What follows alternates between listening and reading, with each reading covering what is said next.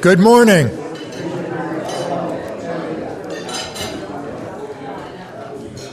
I see that the clock has struck 7:30, so it's time to call this first legislative breakfast of the year to order.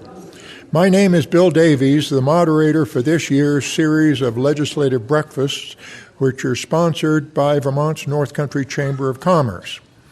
In behalf of the Chamber, I would like to welcome everyone this morning. I'm also very pleased to welcome Dan Pellerin, the Vice Chair of the Chamber, who organizes these breakfasts and makes them happen. If there's anyone here at the meeting that does not already receive email notifications of the upcoming meetings, please make sure you give your email address to Dan before leaving.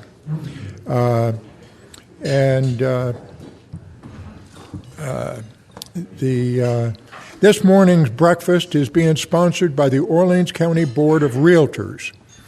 And we will attempt to keep the focus of today's meeting, or the primary focus of today's meeting anyway, on the Vermont housing issues and associated legislative initiatives. I'd now like to call upon Peter Fina, who's past president, maybe present president of the Board of Realtors, to tell us a bit about the board. And Peter, I'm sure that I speak for everyone this morning when I say thank you to you and the other members of the Chamber, of the Board of Realtors for, I'll put it bluntly, paying for the meal. You're welcome. Good morning, everyone. I wanted to welcome you all. It's a nice turnout this morning. I'm Peter Fina, Orleans County Board Director for Advocacy. Today we welcome you, and as Bill mentioned, our hope is to focus on Vermont housing issues. We do know that there are some initiatives in front of the legislators currently that will hopefully increase the opportunity for new housing. There's definitely, from our perspective, we see it a shortage of housing in the entire state and especially in Orleans County. So with that, I will turn the floor back over to Bill and we'll get things rolling, and I hope you all enjoy your breakfast. Thank you. Thank you, Peter. We also are very appreciative of the fact that NEK-TV makes it possible for those of us those folks who are not able to come to the meeting to see what's going on. And my technology stopped when they invented the television. I wouldn't have a clue what any of all this gadgetry does, but it gets the information transmitted to people at home. At our breakfast, we generally have both senators and the representatives, and two representatives as our special guests.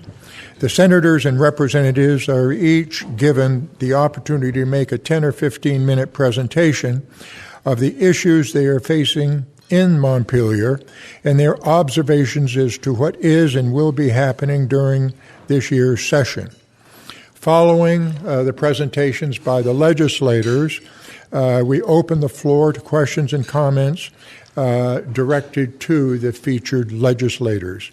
Those asking questions or making comments are asked to identify themselves by name and what town they are from, and also to keep your comments directed to issues being faced by the Vermont legislature.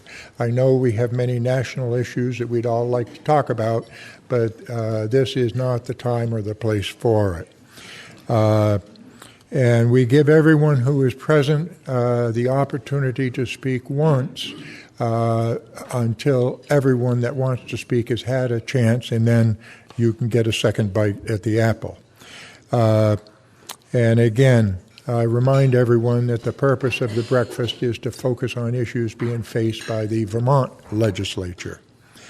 We're pleased this morning to have as our special guests Senator Bobby Starr and Russ Ingalls, and the representatives who are our special guests are Representative Katheryn Sims and Dave Templeman. As an added bonus, we also have with us Representative Mark Higley, and I saw Larry Labor here. And this is a great place, but the lighting is horrible. And I'm sure I see somebody waving a hand, so it's somebody I can't see. Oh, Woody Page is here? Okay. Representative Page is also here. Again, I can see. Yeah, I just said that. Yeah. Okay. So at this point, I would like to call upon Senator Starr to let us know what's going on in the Senate. Bobby? Well, thank you, Bill, and I want to thank the Chamber as well as the Realtors for putting on the lunch. The only thing on the lunch is Bill said they're paying the bill. There's never any free lunch, so we got to remember that. But anyways, I serve on the Senate Agricultural Committee as the chair of that committee, as well as on appropriations, which deals with, of course, all the money that goes through and rolls through Montpelier. And I know the topics this morning was basically housing, but I wanted to touch a little bit on ag before we get to the main subjects. And probably the main issue this morning is S5, but we'll get to that in due time. The organic dairy farmers have petitioned and asked the legislature for a bunch of money because this past year, 22, they had a real rough year, and it all came up at the very tail end of the House working on the proposed budget, and it's all they sent us in the Senate was a holder for $9.2 million and said to figure it out. Well, you don't figure out how to spend $9.2 million in a few days.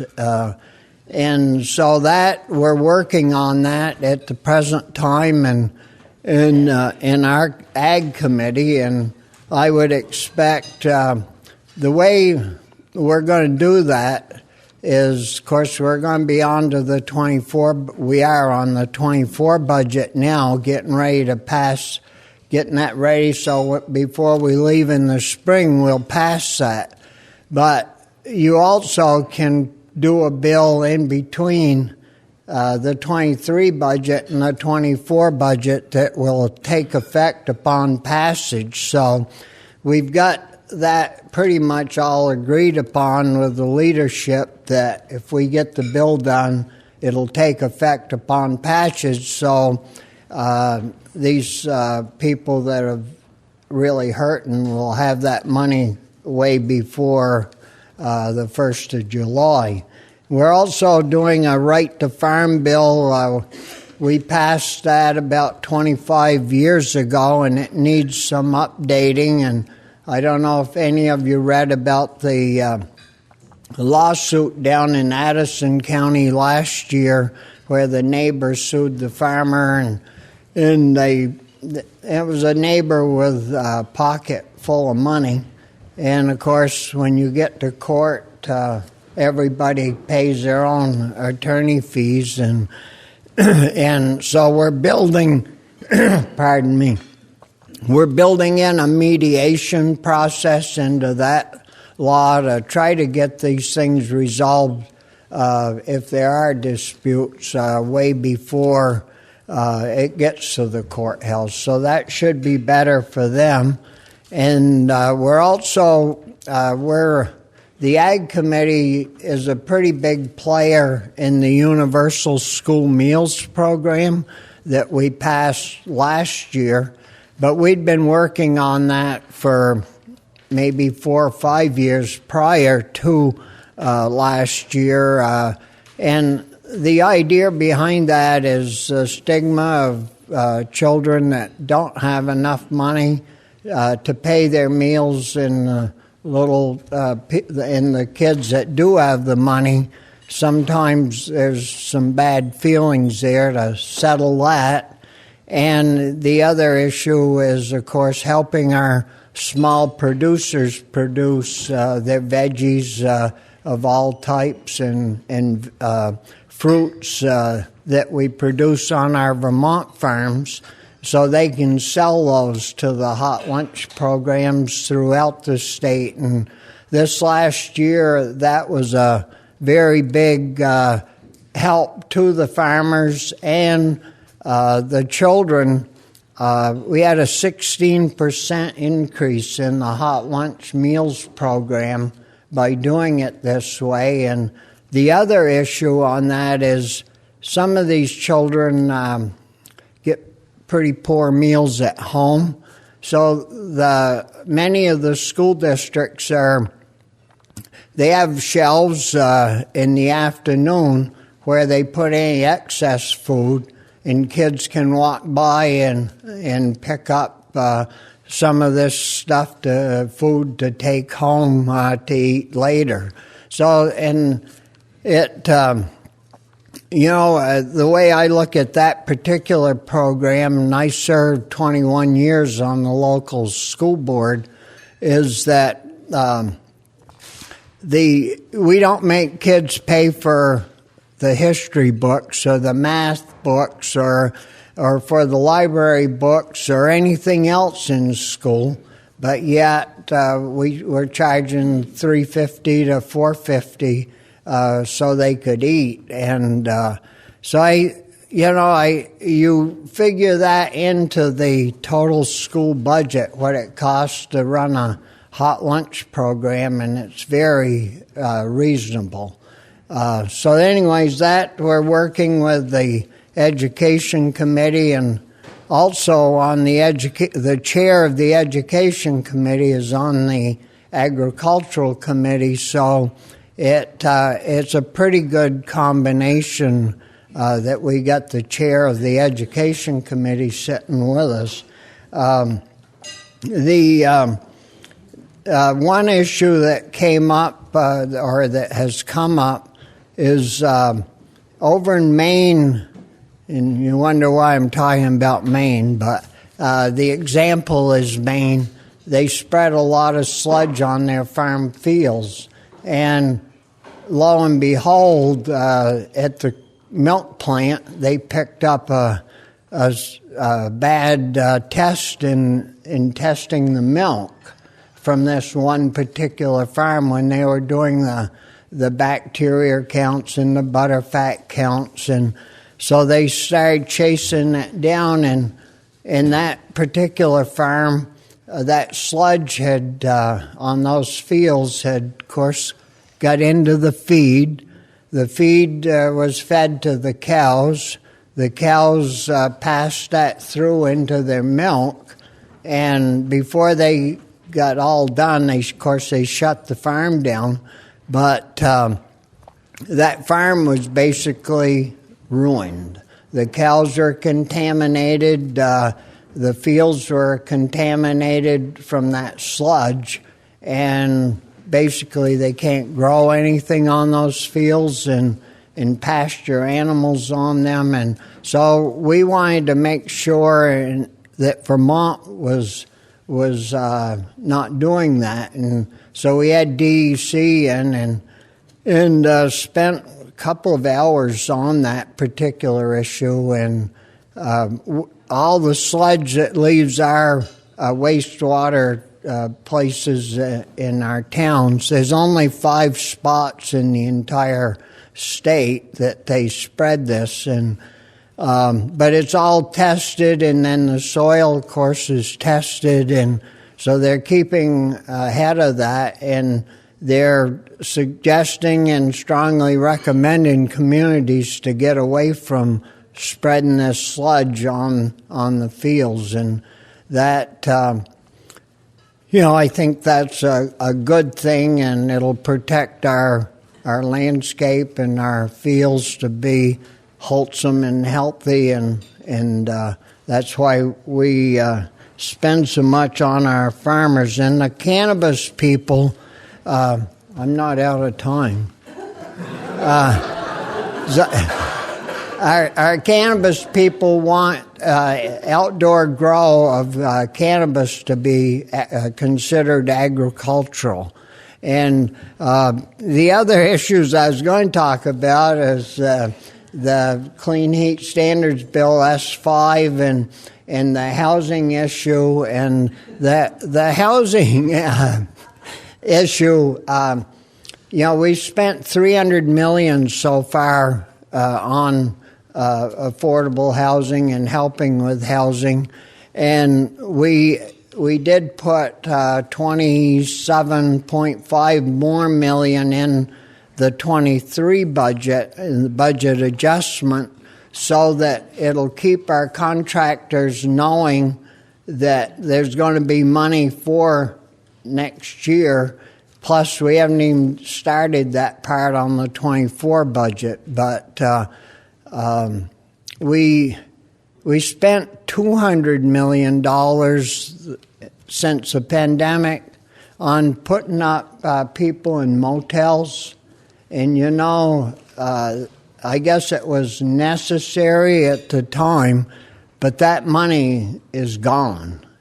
I mean, when you think about $200 million, if we'd have done it differently, we could have bought those motels and things much cheaper than the $200 million that we spent, and then we'd have still had them to either, the state always buys high and sells low. Well, it would have been a good opportunity. We may have paid high for them, but we could have sold them low and still ended up with some money. But anyways, those are a couple of issues. Child care and parental leave are both big issues, and so that's what we're going to be working on in the future. So, Bill, I hate to steal time, so thank you. Thank you for...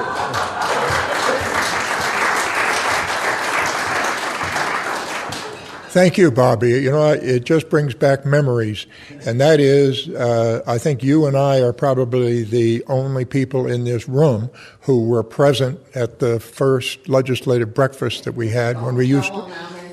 I won't tell them how many years, but I think old habits die hard, and I don't think I have ever not had to stand up to be kind of a reminder that maybe it's time to move on. Next, I'd like to call upon Senator Russ Ingalls, who serves as chair of the Senate Committee on Institutions and is a clerk of the Senate Committee on Transportation. Senator Ingalls.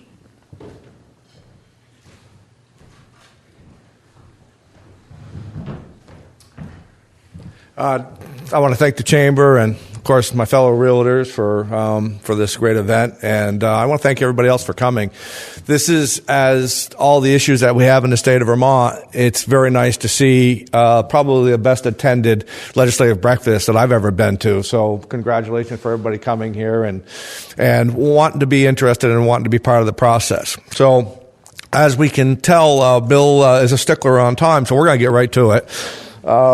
So housing, as Bobby had touched upon it, we've spent an incredible amount on housing, and I'd hate to counteract what he said, but we're actually up over $400 million now on that hotel program, and we just got a briefing on that from VCHB the other day. So we have $400 million.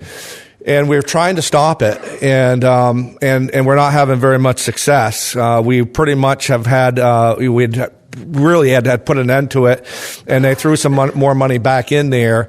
And what we're finding out, though, which is a terrible problem, is that all the other states around have stopped it. So now we're starting to get the transfer of folks coming from the other states coming into Vermont because the housing is free, and we're very generous, and we don't ask a lot of questions.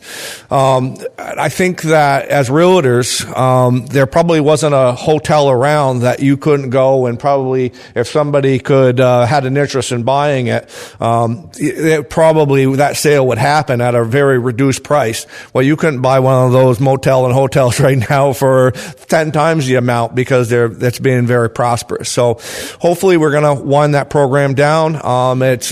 We've put some check places in there to protect the vulnerable, the older folks that didn't really have a place to go, or the younger folks with families. But we seem to have a migration of folks coming from out of state and filling those houses up, and it's time to end that program. It's been the biggest boondoggle.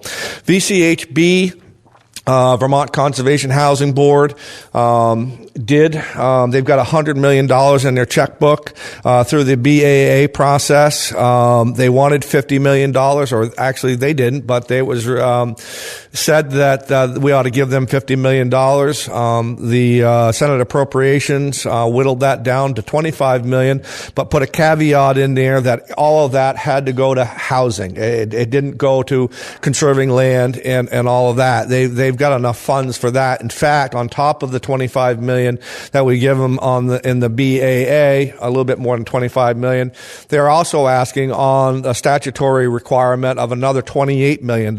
So you're looking at getting up towards $170 million for that organization. Well, one of the great things, I'm going to give Bobby credit for this, is in the Senate Appropriations on that $25 million, it kind of put the projects that we have, like the Sacred Heart project that we're involved with, kind of putting that so we can probably get that started, and not only started but completed.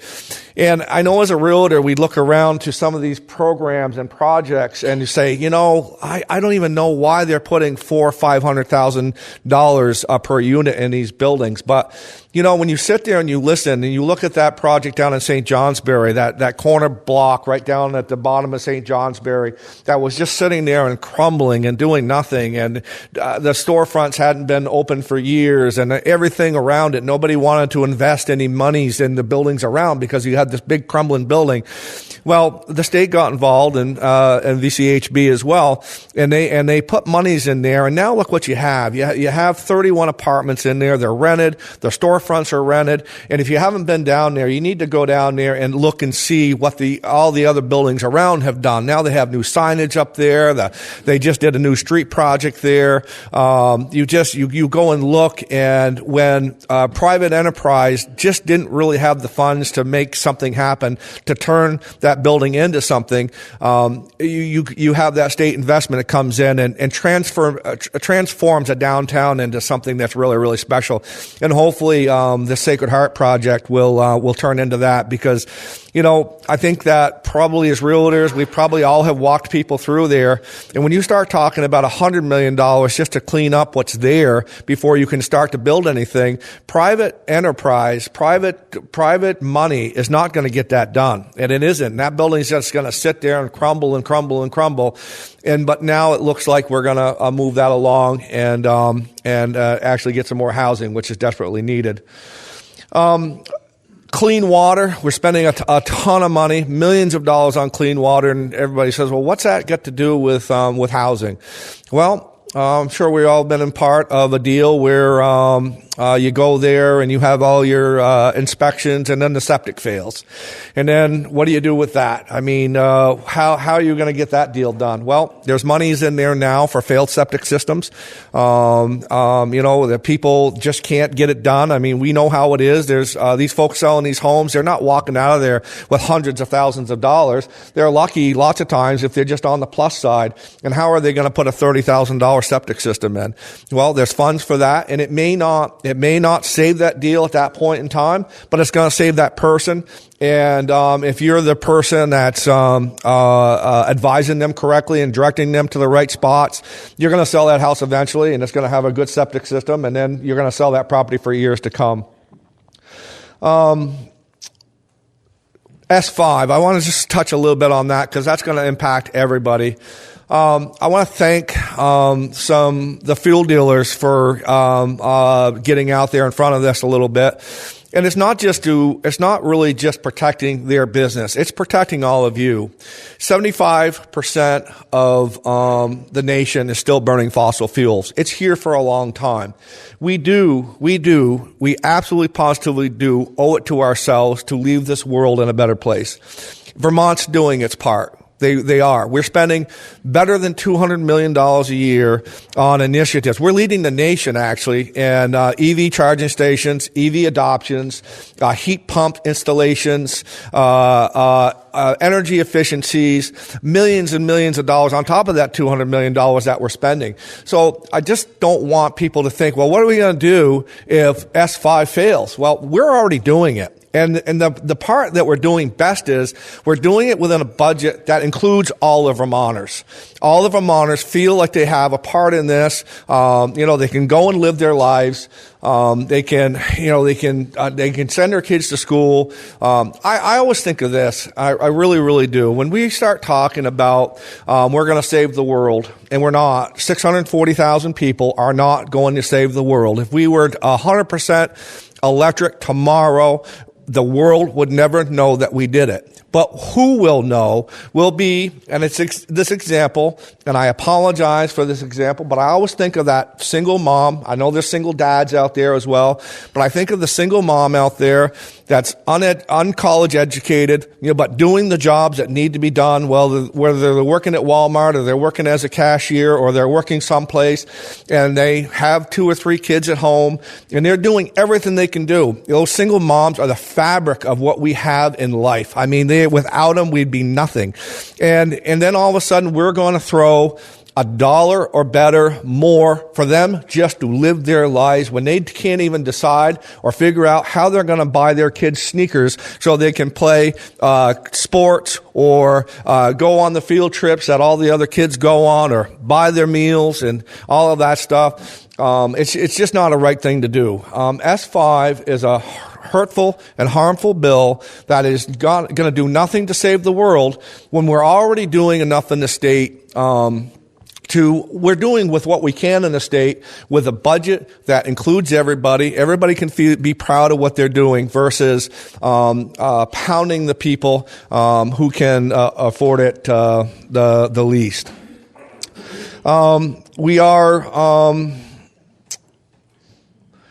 We are doing a lot in transportation as far as electrification of the fleet. Okay, I see the hook. I just want to say one last thing. S66 is the efforts to defund the schools like St. J Academy and Linden Institute and the religious schools and things like that.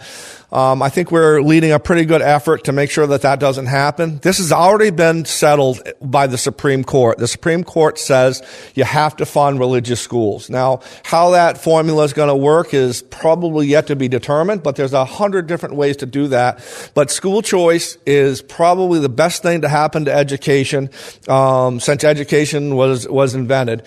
And we're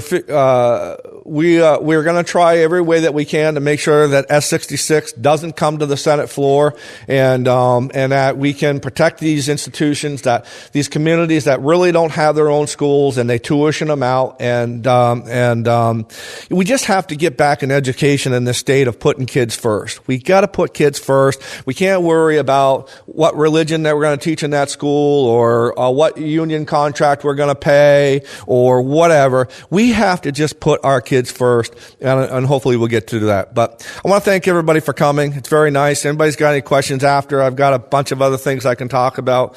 But I appreciate everybody showing up, and thank you.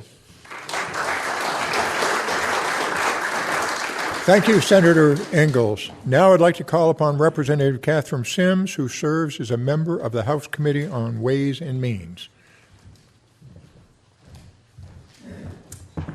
morning, everyone. Thank you so much to the Chamber and the Realtors for putting this on. What an awesome turnout. So what a year. We're off to a really great start. It's been incredible to be in the building in person from the beginning this year and with so many new members. In the House, we have over 50 new members. That's a third of our body is new this year, with 9 new chairs and some reconfigured committees. So we spent a lot of the kind of first month getting everyone up to speed, a lot of like 101s and meeting all the agencies. But there's a lot more young folks, a lot more parents, a lot more diversity, and some real passionate energy that's making me hopeful that we can do big things for Vermont, especially rural Vermont this year. I'm really excited to be on one of the 2 money committees this year, Ways and Means. We're thinking about taxes and fees and how we do that in a way that's equitable for all Vermonters. You've heard a lot from our senators already, so I will try not to reiterate what they touched on. But we'll say really excited about the work we've been doing in the Budget Adjustment Act to think about how to use our one-time federal stimulus and continued surpluses that we've had over the past year to make transformational investments in housing, in our college systems, and in, I don't know if folks mentioned the $3 million in the new technical assistance program for our small municipalities. We saw over the last several years that as we've had one-time federal stimulus dollars, not every community has been able to take advantage of those statewide SRF, ARPA funding opportunities. In part because what we know is small communities struggle with capacity, that we have 3 volunteer select board members and a part-time town clerk and the same 6 volunteers serving on every community. It's really hard to identify big projects, find the grant opportunities, write the grants, manage the project. And so working with the administration and VLCT and other partners, we were able to put forward a new proposal for a one-time $3 million investment to provide technical assistance and capacity to small communities to help make sure everyone can take advantage of these federal dollars before they disappear. So excited to see that continue to move forward in the BAA.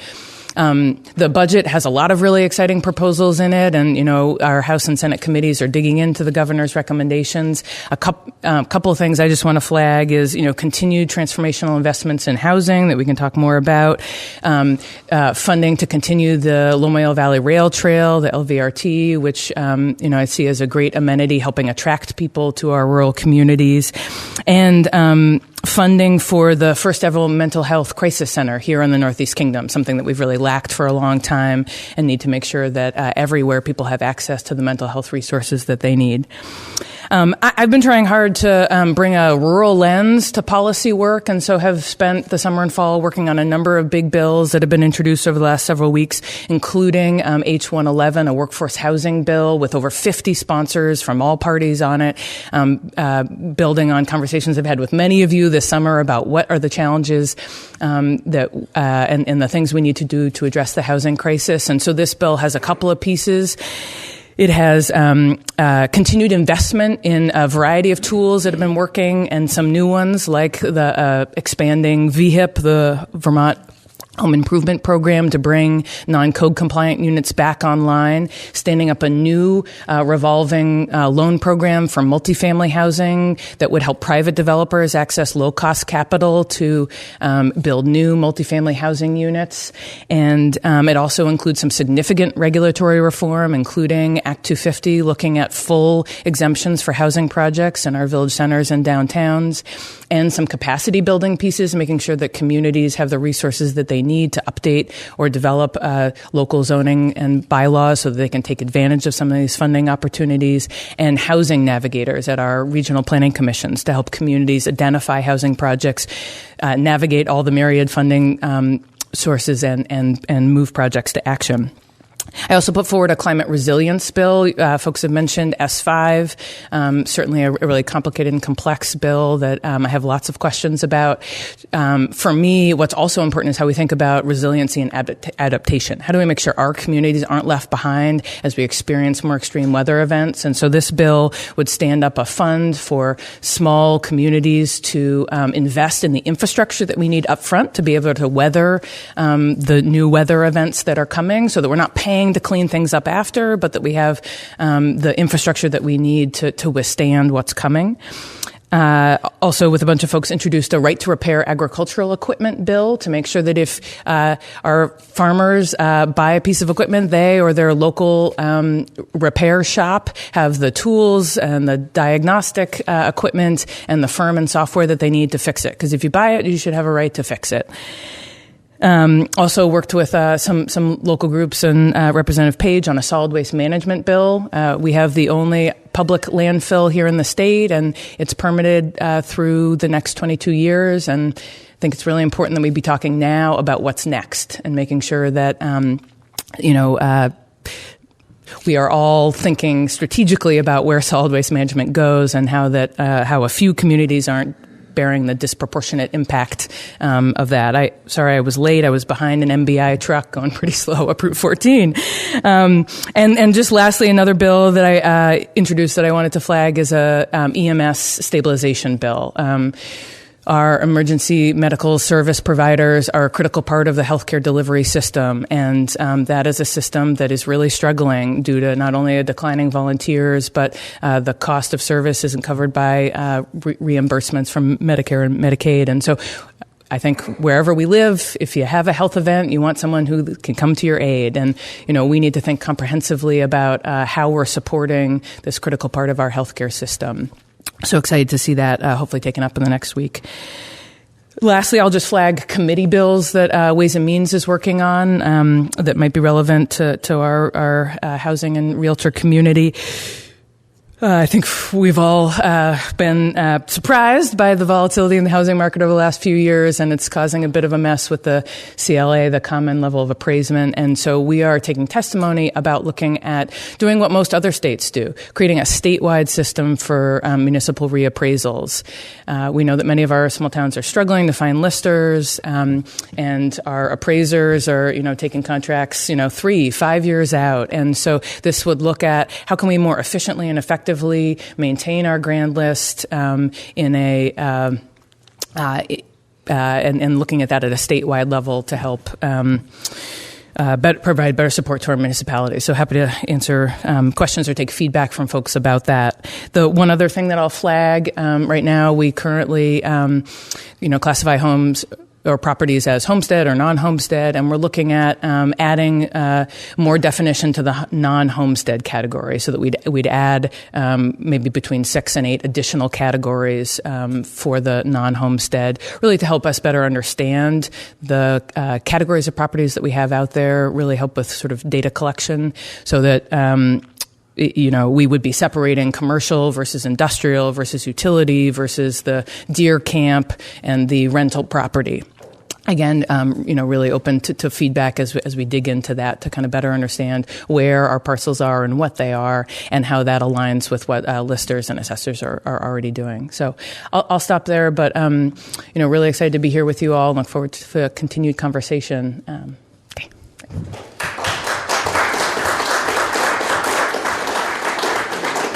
Thank you. Next is Representative David Templeman present. Okay, he apparently is not here. Now, we do have a couple of representatives who were not scheduled to be speakers, but I learned a long time ago that if somebody is in the legislature, they have the ability to speak even if they haven't had 5 minutes to think about it. So, Representative Larry Laber, anything you'd like to add?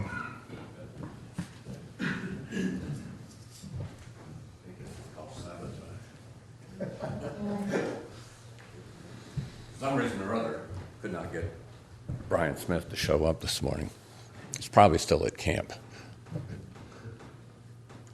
I guess what I would like to address is S5. It seems to be the most controversial.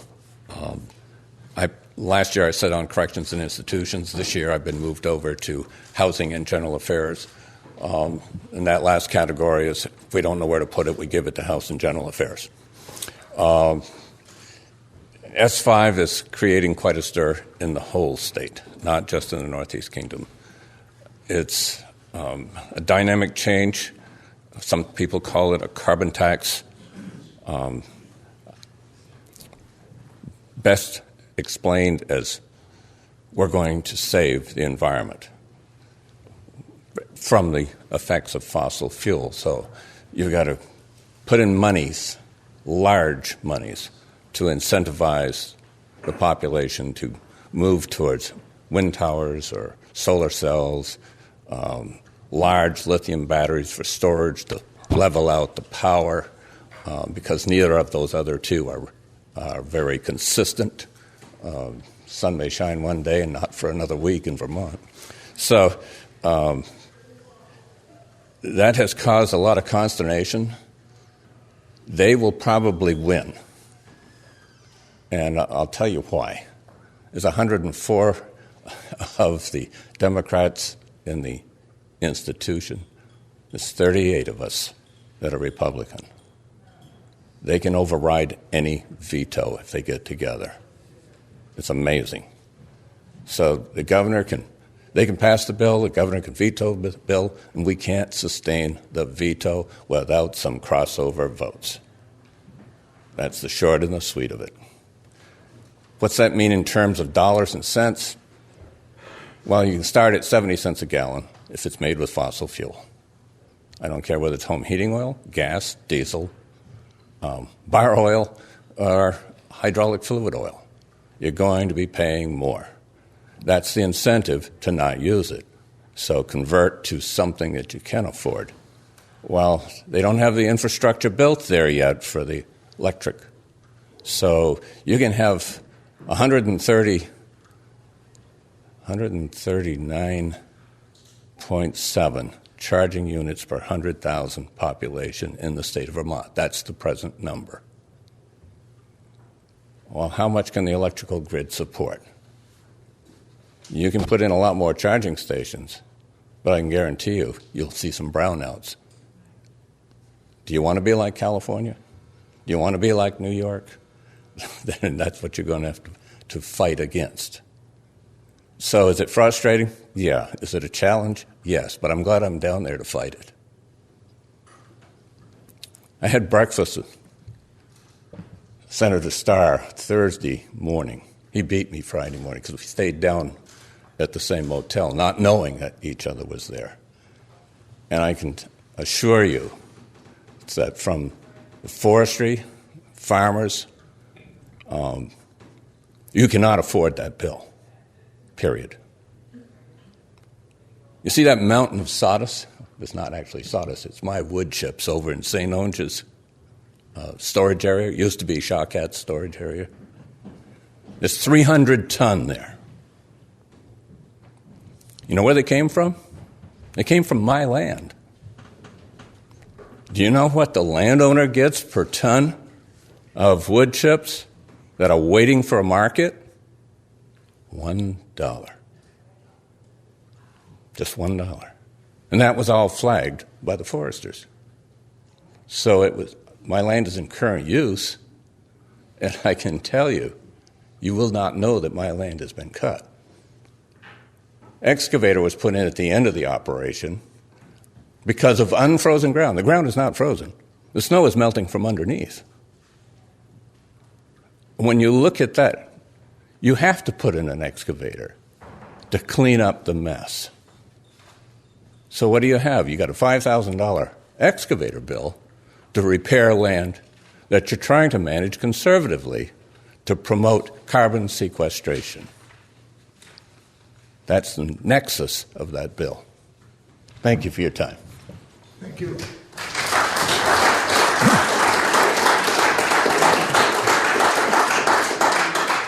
Next, I'd like to call upon Representative Mark Higley, who serves as the ranking member of the House Committee on Government Operations and Military Affairs. And again, if you can give us a few short words. I guess, can any politician say a few short words, right? So I do serve on government operations. We don't have a lot to do with housing. We did just pass out of our committee, it'll be going to the floor, a bill to allow for sports betting. Anyone 21 years old or older can, through their cell phone, it's an online sports betting proposition. If anybody wants to know more about it, please reach out. But I can just, in regards to housing, maybe you folks already know this, but the Vermont State Housing Authority Landlord Relief Program, with help from DCF, landlords can receive funding up to $10,000 to hold units for 2 months while they try to bring these units into health and safety codes. There's provisions around these affordable criteria will be 80% of median income, which is about 30% of one's salary, and it's all based on tenants that already are receiving the rental assistance. Also, VHIP, which was mentioned, the Vermont Housing Improvement Program, offers grants up to $50,000 per unit for repairs needed to bring vacant units up to code, add new units to the existing buildings, and create accessory dwelling units and owner-occupied property. It requires a 20% match, and of course, it has to qualify through HUD fair market pricing. I've seen Peter a number of times down in Montpelier, as well as at a Lamoille County event. You've certainly got a good representative down there. And I guess just if I could mention real quickly the 30 by 30 and 50 by 50 proposal that's out there again. You may remember last year the governor vetoed it. I know Peter has concerns about it, and I do as well. There's a lot of testimony that's going on in that committee that is not accurate testimony. I can tell you for a fact that Ed Larson from the Vermont Forest Products Association, who's a consulting forester and teaches forestry at Vermont Tech, testified. And some of the things that he said I think are important to echo. More carbon is stored and sequestered in sustainably managed forest than in any old growth forest unmanaged for timber over time. That's just one of his quotes, and he quoted that twice just to get it through people's minds. The other thing that's important is there was a UVM study on forest conservation, and these experts at the University of Vermont confirmed that the state has already protected 33% or $1.3 million of the highest priority targeted lands needed to protect and connect valuable wildlife habitat and corridors. And also there is well over 50% of our forest under some conservation plan, he states. So again, through the realtors, I believe they do have a concern about tying up this land. A critical piece of that is what the word preservation means. It can mean a lot of things to a lot of different people, and that's the concern. And then his last statement that I'll read here is that the concept of the legislature setting a predetermined percentage of the landscape will be counterproductive to well-planned and coordinated land conservation. This is especially true when it includes the predetermined management philosophy of those targets. And I could go on and on about S5, other initiatives that the Global Warming Solutions Act is involved with. I've got a bill out there. I know it won't go anywhere. Hope it starts a conversation to repeal the Global Warming Solutions Act for a number of reasons. I could go on for hours about why we should step back and look at what we're doing and where we're headed. Thank you.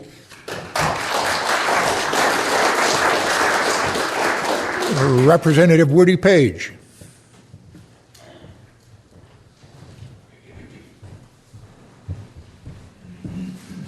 Well, thank you to the Realtors Association for having this event today and having all of you come out for this event. I'll just touch on a few things. I'm on the Appropriations Committee. Previously, the last 4 years, I've been on the Healthcare Committee. So this is a new experience for me.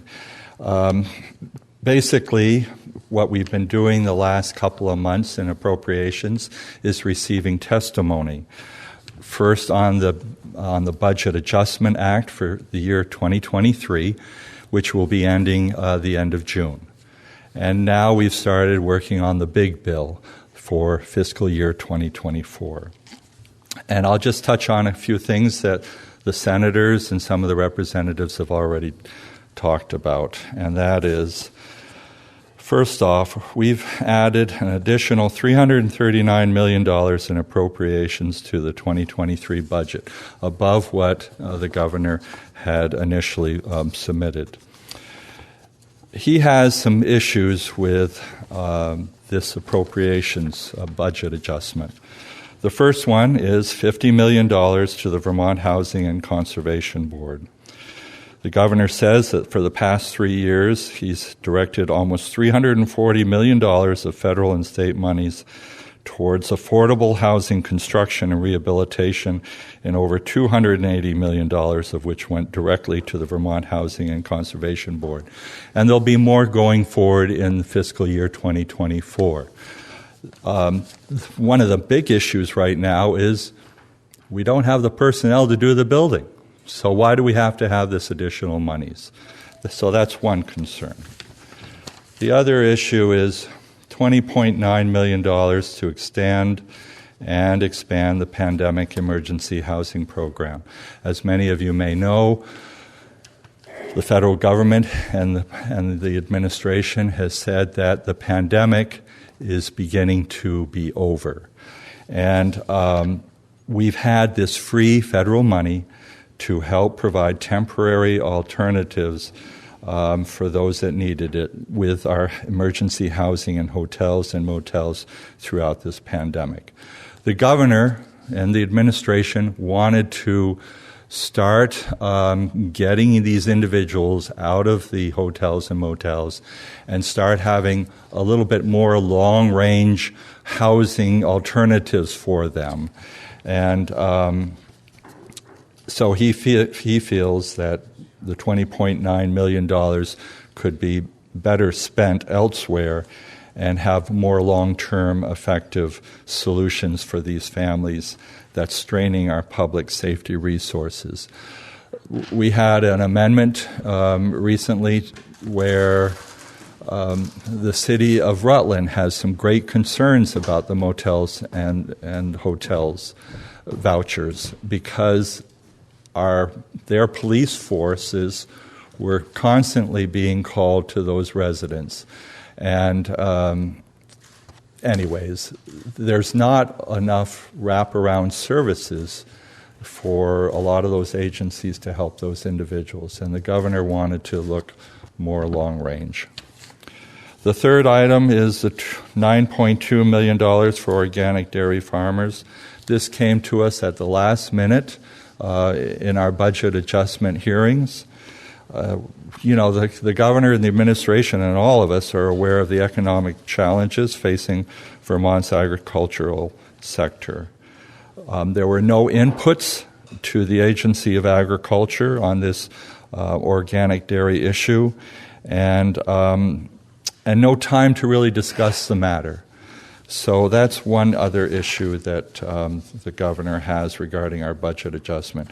And as I said, we started on the big budget for 2024, and we're taking hearings.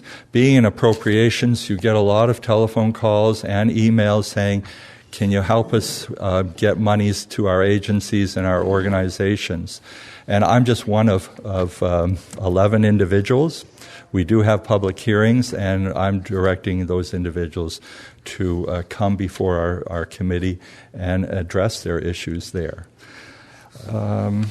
What else? Oh, let's talk about Senate 5. I am not for this bill. I think it will hurt all of us Vermonters, and it's the climate initiative. It's called last session. And now it's called the Affordable Heat Act. Well, it's an oxymoron. There's no such thing as Affordable Heat Act.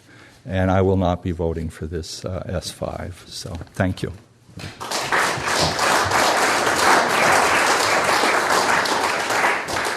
Thank you. Now we're at the point in the meeting where we open the floor to questions and comments from you, the citizens of Orleans County. What I ask you to do is usually we have trouble getting somebody to be the first speaker, but then we don't reach the last speaker because we've run out of time. So what I ask you to do is to line up in this general area, and when I call upon you, if you can identify your name and the town that you're from, and if your question or comment is directed just to one or two of the legislators, indicate to whom it's addressed. Otherwise, we'll let all of the legislators have a chance at responding. So who would like to start off? We usually have trouble getting the first one, and then we have trouble because we've got too many. Peter. Thank you. And I want to thank all the legislators for coming this morning. It's greatly appreciated. I'll kind of start out, and I'll make it a general, high-level question. The conversations today, really, in my opinion, are about what can we do to make things affordable. We talk about affordable housing. We talk about heat. I totally agree. There needs to be a focus there. And I think that we need private industry to have an opportunity to help with some of those issues. And I think one of the ways to address that is to give builders the opportunity to build more. I'm talking at a high level about Act 250, the 10-5-5 rule, which is 10 units within a 5-mile radius, within a 5-year period, triggers the need for Act 250. Act 250, state regulation, a lot of processes, no timeline, and a lot of cost. So most of those bills are for, in my opinion, the middle class, middle income, because if you're middle income, you don't qualify for affordable housing.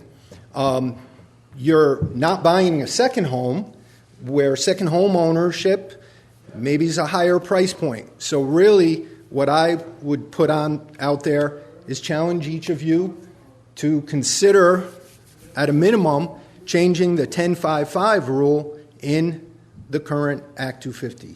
Who are you? I'm sorry. Thank you. Peter Fina with the Orleans County Board of Realtors out of Jay, Vermont. I'm a real estate broker with Great Northern Land Company, and I'm the director for the Orleans County Board of Realtors Committee on Government Affairs. So, thank you. Representative Sims? As I mentioned before, housing is something I've been watching really closely this session, and appreciate you calling out the 5-5-10 rule, which we've discovered relates to not only new construction, but also VHIP renovation projects. Zach Hell is a prominent developer from the Bennington area that in Rutland discovered using VHIP funding to renovate existing units to bring them back online because he went beyond 10, triggered the 5-5-10 rule. And it's like, I think most of us agree that we need more housing, and we want to do that in our dense, compact downtowns where we already have more infrastructure, and it's smart and sustainable to do that infill development. And so the H111 includes those full exemptions for around Act 250 in our village centers and downtowns, and been following closely Senator Rahm Himsdale and the work the Senate Economic Development Committee has been doing, and their latest version of their omnibus housing bill includes the 5-5-10, both fully exempting it in downtown, in our designated areas, and increasing that cap to 25 units. And so, this is where we could use all of you who are living and breathing this every day around, not only how we need to make continued investments in things like the revolving loan program that I mentioned, which is also in Senator Himsdale's bill, which will help private developers access low-cost capital to have projects move forward that otherwise don't pencil out right now. So it includes that funding, but it also includes some significant regulatory reform that we know we need. And that hopefully is being marked up and passed out on Wednesday this week. It'll go to Senate Natural, where we'll need to continue the momentum, and then it's going to come over to the House. And we're going to need even more help to keep this ambitious housing omnibus bill together and not go down in flames. And, you all who are doing this work every day can help make that happen by sending in written testimony, reaching out to legislators and saying, now is the time that Vermont needs to do comprehensive regulatory reform and continue to make investments, not only for our affordable housing community, but also our private developers. We don't have enough state dollars, to subsidize all the housing we need in our state. And so we need all of our partners working together. And so I'm pretty optimistic about the bill that's coming out of Senate Economic Development, but we're going to need your help keeping it together across the finish line. And so if anyone is interested in providing testimony or working with our committees, please come talk to me or the other reps so that we can get this work across the finish line. Back to our structured order. Senator Starr.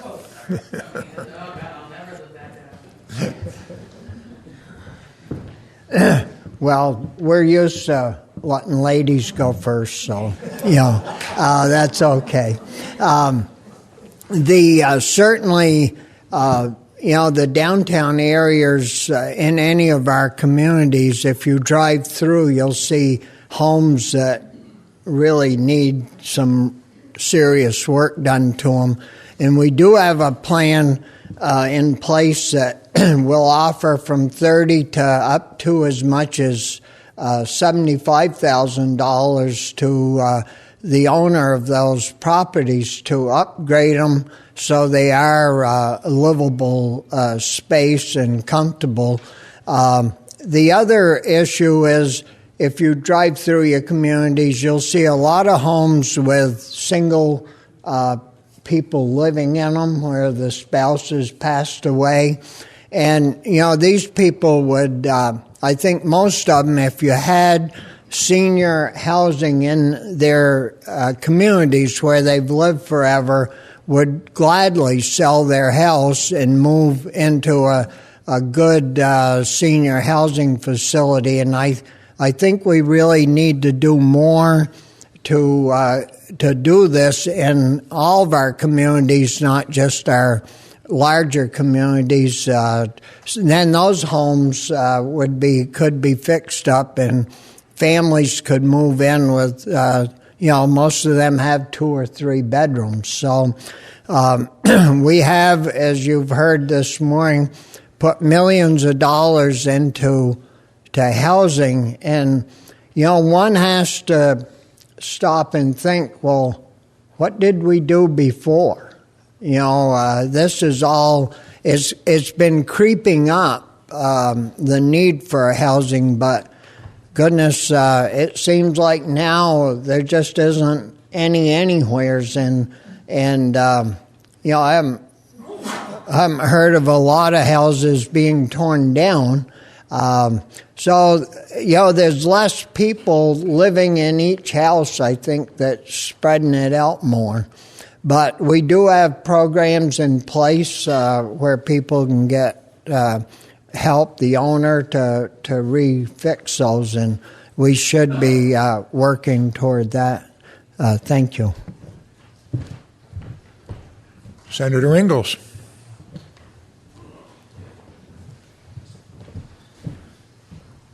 Permit reform, permit reform, permit reform. That's what we need. We need permit reform. But if you think that there's really any flavor for anything to happen to Act 250 in Montpelier, you should go to the pet store and bring home Sasquatch, because that's really that really is where it's at. But I will concur with Representative Sims that the only way that can happen is to call your legislatures everywhere, even if they're not even your legislature, and put pressure on it. And because before we can accomplish anything, we need serious permit reform of all shapes and level, including Act 250. But we do need your help. We need an overwhelmingly flood of correspondence going to the legislators to accomplish that. Thank you. Representative Higley. I'm good. You're good. Well behaved, too, I understand. Representative Laver. Nothing? Representative Page. Okay. Next question or comment.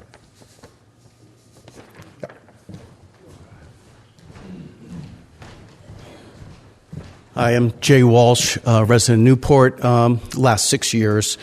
For the last week, I've been looking for an apartment for a new employee. So if anyone has an apartment here, please let me know, because there's absolutely nothing available in the immediate area. So see me after this. But on housing, my background in housing goes way back. My grandfather was the director of a housing association. My father worked in affordable housing. I've worked in housing most of my life. One of the things I see here happening is a lot of money being thrown at housing and affordable housing and such. We really need more market rate housing. And I say that because the community we just moved here from, we were there 16 years, I saw what happened with too many agencies that support assisted housing and affordable housing, and more people moving into that area, and a disproportion of those that are taking from the system and those that are contributing to the system. That is very unhealthy for a community. I've worked with regional planning commissions and such, and if you're going to put money into these communities, please look at what's there already. If you're going over 25% in affordable and subsidized housing, you're starting to put other pressures on that community, whether it's the police force, whether it's the social service agencies. In the community that we left, I saw all kinds of church groups that help people that are in need of help, overwhelmed. These are caring people that want to help this proportion of our community. But when they're overwhelmed, they can't help anything. And it just starts to get worse and worse. So please, if you're going to invest in this, do it the right way and do good assessments in the community. Do not overburden them with subsidized housing and low-income housing. Right now, we have about 25% in this community of subsidized and low-income housing. Do we need more?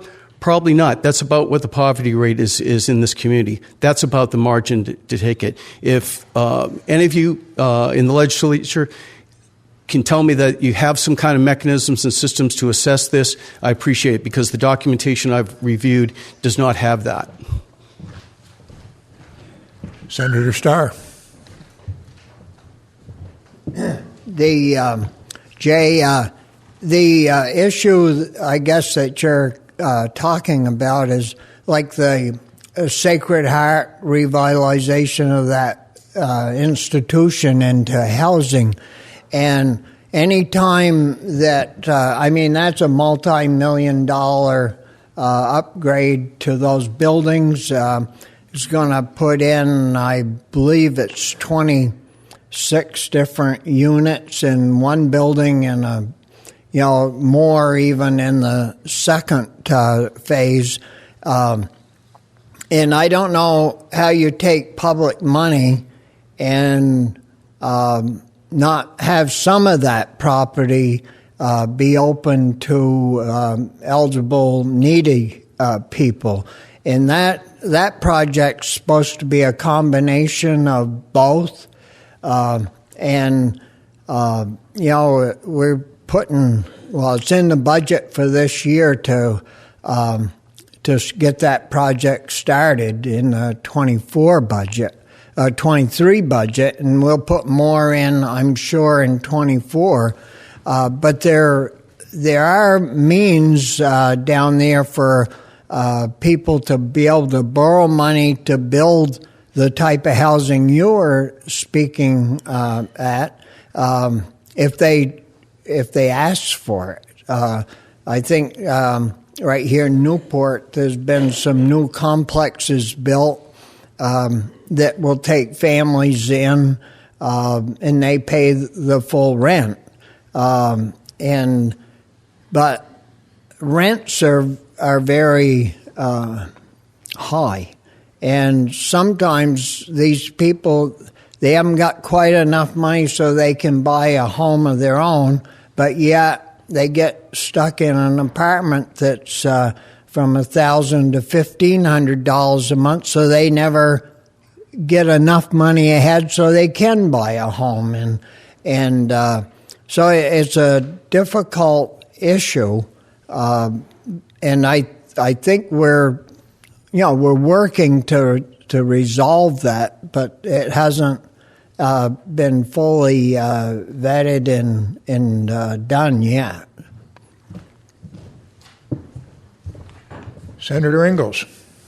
Surprisingly, I have nothing to say. Congratulations. There's a first time for everything. Representative Sims.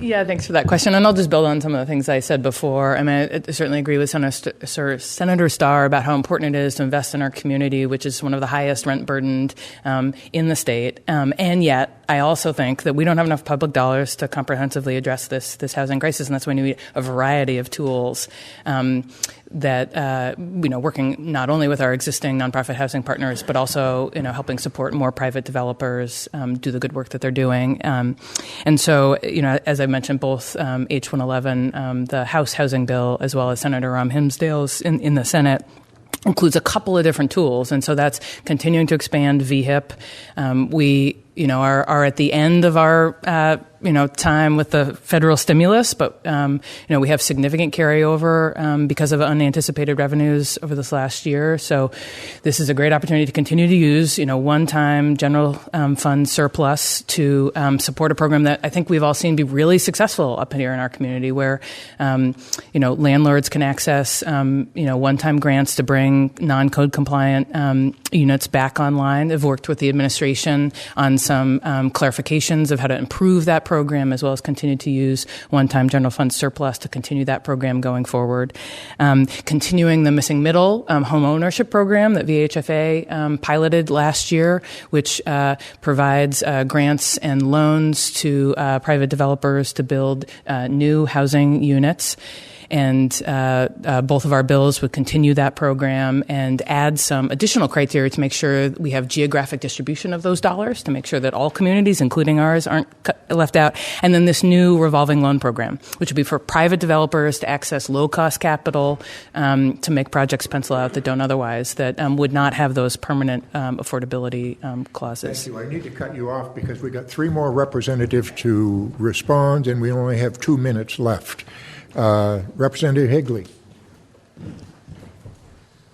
So just real quickly, I think a lot of what we do down there doesn't create any affordability when we mandate and regulate all the time.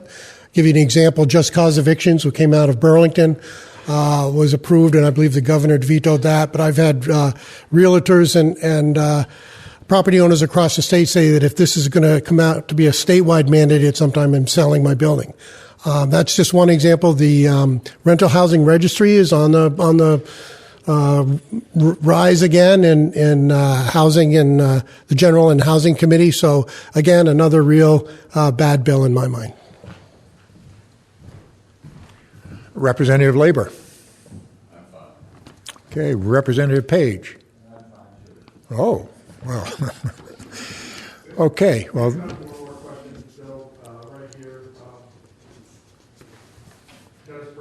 We don't have time. Yeah, we're out of time. Okay, that brings us to the conclusion of this morning's legislative breakfast. Our next meeting will be held here at the Eastside Restaurant on March 13th, 2023, at which meeting our featured guests are scheduled to be Senator Ingalls and Representatives Higley and Page. And I'd like to thank everyone for participating in this morning's breakfast and look forward to seeing you on March 13th. Thank you.